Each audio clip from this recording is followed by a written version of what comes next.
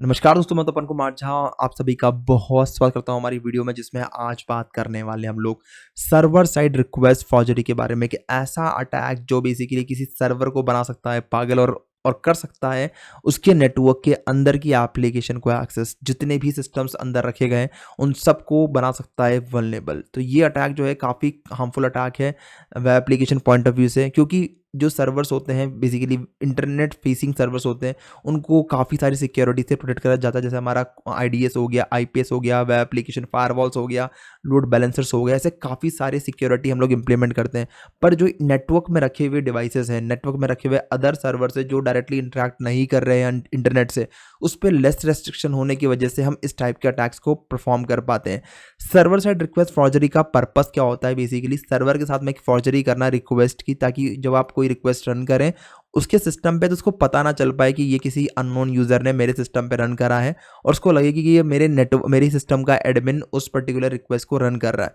तो इस अटैक को एक्सप्लॉइट करने के लिए पिछली वीडियो हमने लेकर आए थे, उसमें हमने इसका पार्ट वन बताया था, जिसमें मैंने बहुत डिटेल में एक्सप्लेन करा था कि एसएसआरएफ होता क्या है। अगर आपने नहीं देखा तो मैं हाईली रिकमेंड करूंगा आपको कि पहले एक बार वाली वीडियो जाके देख लें। और इस वाले वीडियो के अंदर मैं एक्सप्लेन करने वाला हूँ हमारा सेकंड सिनेरियो बेसिकली ऐसा होता है कि जैसे हैकर जो है जब कोई रिक्वेस्ट करता है किसी वेबसाइट के लिए, जैसे यहाँ पे दे रखा है कि बैंक.com, जब भी टाइप करते हैं गूगल पे बैंक.com या फिर कोई साइट को कनेक्ट करना चाहते हैं तो वो उसके आईपी एड्रेस में कन्वर्ट होएगा।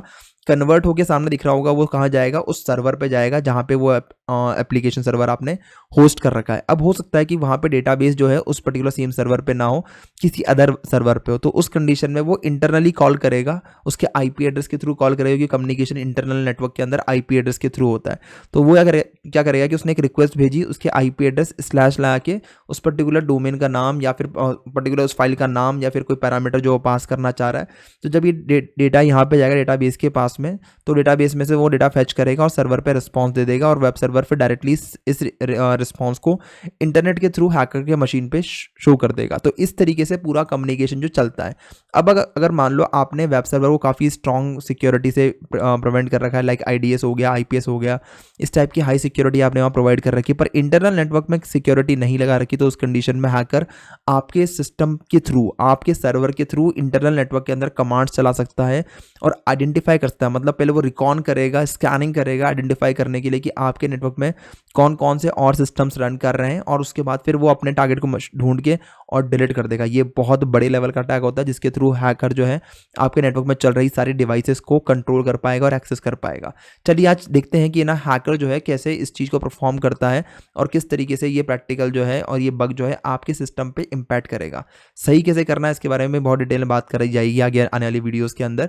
तो पहले चलिए इस प्रैक्टिकल को परफॉर्म करते हैं। इसके लिए मैं लैब यूज़ करने वाला हूँ पोर्ट सिक्योर की, और यहाँ पे हम लोग देखो यहाँ पे क्या बता रखा है कि जो आप रिक्वेस्ट पास करेंगे, तो रिक्वेस्ट पास करते वक्त अगर आप देखेंगे तो यहाँ पे स्टॉक चेक एपीआई रहता है, और वो पर्टिकुलर आपके ही नेटवर्क के अंदर कोई ना कोई सिस्टम के ऊपर पॉइंटेड होगा। ठीक है, तो हमें क्या करना है, उस सिस्टम का आईपी एड्रेस आइडेंटिफाई करना है। तो बेसिकली यहाँ पे मैं रिकनेंस वाला पार्ट जो है ना, स्कैनिंग वाला पार्ट भी करने वाला हूँ। ठीक है, मैं नेक्स्ट करता हूँ। नेक्स्ट करने के बाद अगर मैं आता हूँ डायरेक्टली इस पे लैब पे आता हूँ। अब इस लैब को करने से पहले समझे पे कि इस लैब में है क्या।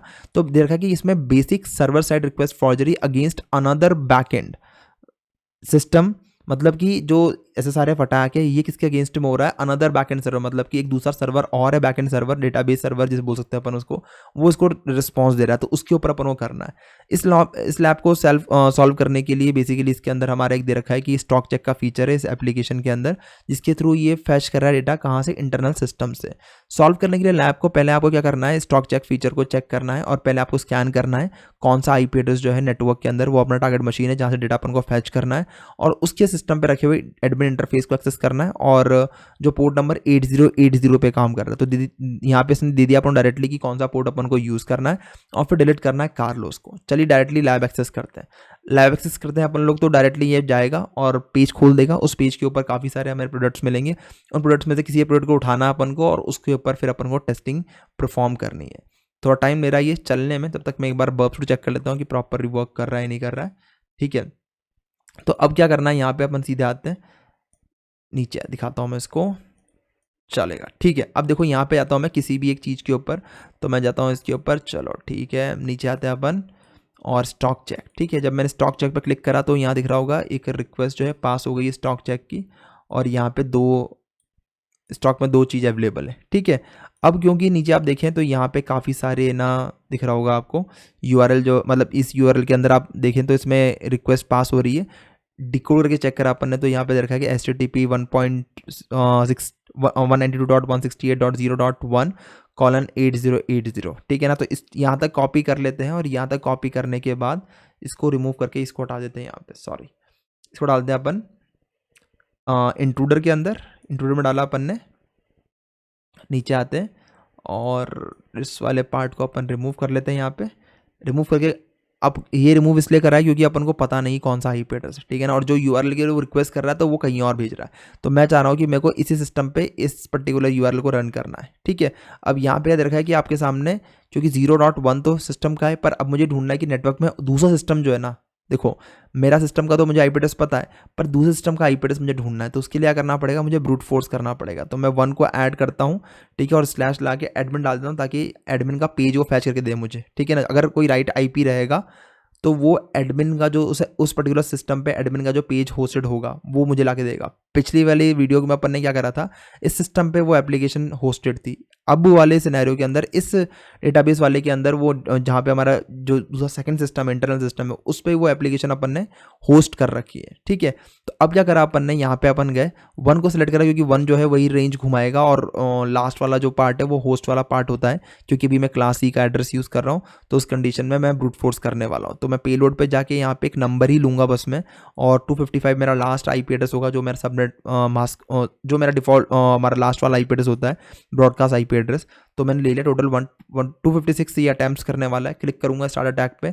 अब ये कुछ टाइम लगेगा क्योंकि ये पूरे आईपी एड्रेस को चेक करेगा एंड लेट्स सी कि कौन सा आईपी एड्रेस मिलता है। दिख रहा होगा आपको यहाँ पे मुझे 7th नंबर मिल गया। आपका लक अच्छा है, वरना मैंने जब इसको पहली बार करा था तो पहली बार मुझे कम से कम 15-20 मिनट लगा था, क्योंकि सारे आईपी एड्रेस चेक करने में इसको काफ़ी टाइम लेता है।